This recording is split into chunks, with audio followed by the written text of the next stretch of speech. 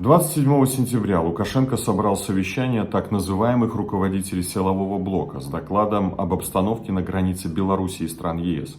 Границы, на которой вот уже несколько месяцев развивается организованная режимом диктатора провокация с использованием нелегальных мигрантов, фактически переросшая в чрезвычайно опасный региональный кризис и гибридную войну.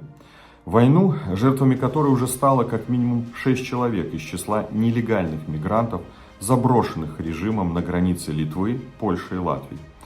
Эти люди – жертвы диктатора и никого больше. Погибшие в результате очередного преступления Лукашенко и его пособников против человечности. И, к сожалению, сегодня мы вынуждены констатировать крайне высокую степень вероятности того, что жертв может стать больше.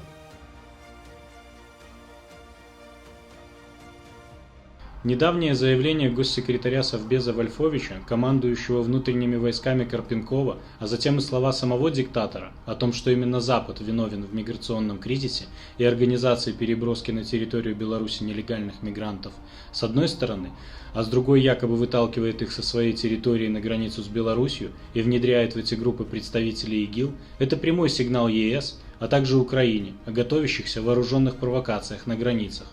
Мы не раз предупреждали об этом ранее, давая реальный прогноз развития событий благодаря нашим источникам. Подготовка данной спецоперации уже завершена, и она может начаться в любой момент. С этой целью организаторами, коими являются ОСАМ и КГБ Беларуси, уже подготовлено автоматическое стрелковое оружие и ручные гранатометы. По некоторым сведениям, данная спецоперация была разработана при участии военных советников, офицеров ГРУ России. Кроме того, уже из открытых источников известно, что забрасываемые режимом Лукашенко группы нелегальных мигрантов получают психотропные вещества, а именно метадон, что подтверждено литовскими и польскими властями. Также очевидно, что тайники с оружием у белорусской границы, о которых говорит Лукашенко в своем докладе, это его же рук дело. Все это началось не вчера. Первые признаки резкого повышения уровня нелегальной миграции, а фактически начало спецоперации, появились в конце мая. В то же время начали звучать заявления о приостановке взаимодействия с ЕС по борьбе с нелегальной миграцией и оргпреступностью, а затем и угрозы прекратить пресекать контрабанду в Европу наркотиков и ядерных отходов. За период январь-май 270 мигрантов пытались нелегально пересечь границу Беларуси с Литвой. Это в 3 раза больше, чем за весь 2020 год. Уже за июнь это число увеличилось на 548 случаев. А начиная с июля это число попыток нелегального пересечения границы увеличивалось с каждым днем сначала на литовской границе, а затем и на польской. Каждый день фиксируется 200-300 попыток нелегального пересечения границы.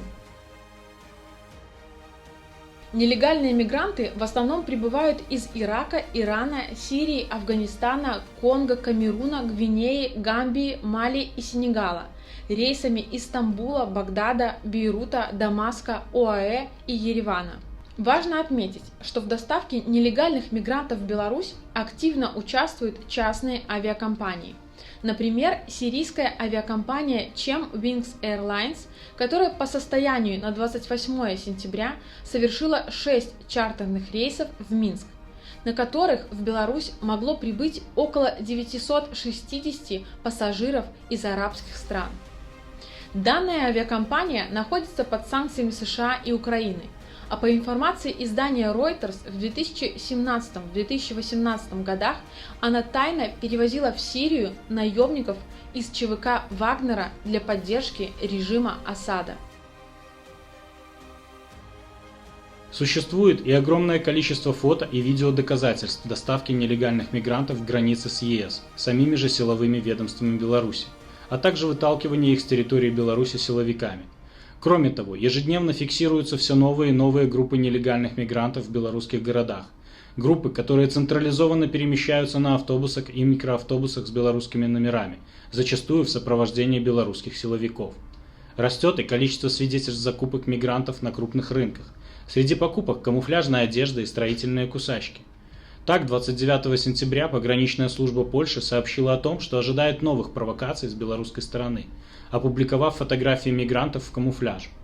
Общее количество нелегальных мигрантов, находящихся на данный момент внутри нашей страны и готовящихся к переброске к границам с ЕС, около 10 тысяч человек. Сотни из них аккумулируются в национальном аэропорте Минск и находятся на его территории по несколько дней подряд, ожидая переброски. И это не считая серии уже пресеченных погранслужбами ЕС попыток пересечения границы нелегальными мигрантами. Только с августа пограничниками Польши было зафиксировано более 9 тысяч попыток незаконно пересечь границу. 8200 были успешно пресечены в пограничной полосе. Около 1200 мигрантов было задержано. По данным Литвы, больше чем 4100 мигрантов пересекли границу за год. С 29 августа в Литву мигранты безуспешно пытались попасть по меньшей мере 10 раз. Усиление охраны границы со стороны ЕС, возведение забора из колючей проволоки – все это значительно усложняет спецоперацию режима Лукашенко. Возникают серьезные риски потери контроля над ситуацией с растущим количеством нелегальных мигрантов внутри страны. И это вынуждает организаторов форсировать события. Информационная повестка пропагандистских СМИ за последние дни отличается резким скачком и высокой концентрацией обсуждения темы нелегальных мигрантов, как гуманитарного кризиса, так и гибридной атаки Запада на Беларусь. Стоит отдельно отметить, что эта тема стала активнее звучать в повестке государственной пропаганды как раз после частного визита Лукашенко в Сочи, о целях и содержании которого госпропаганда умолчала. Важно обратить внимание также и на полную зеркальность данной повестки. Абсолютно все обвинения и аргументация, используемая в связи с пограничным кризисом против режима, по зеркальному принципу отражается и используется им же в отношении стран ЕС и США. В нашем понимании все это значит, что гибридная война, устроенная Лукашенко, в ближайшее время может перейти в горячую фазу. Убеждены, что эту угрозу нельзя недооценивать, и непринятие жестких мер для противодействия данной спецоперации режима Лукашенко со стороны ЕС и США, а также Украины, приведет к трагическим последствиям и новым жертвам. Необходимо квалифицировать его действия как акты международного терроризма и преступления против человечности. Основания для этого, говоря об организованном Лукашенко миграционном кризисе и гибридной войне, фактически были озвучены на прошедшей 27 сентября пресс-конференции в Варшаве, посвященной ситуации на польско-белорусской границе. Приведем некоторые из них. Нелегальные мигранты используются режимом Лукашенко как оружие по политическим мотивам. После проверки группы из 200 нелегальных мигрантов у 50 из них были обнаружены доказательства радикализма, что это были молодые боевики, прошедшие боевую подготовку, участвовавшие в вооруженных формированиях на Ближнем Востоке. У нас есть доказательства того, что некоторые из этих людей имеют прямые связи с Талибаном или Исламским государством. Один из них напрямую связан с террористом, арестованным в одной из стран ЕС при подготовке к теракту.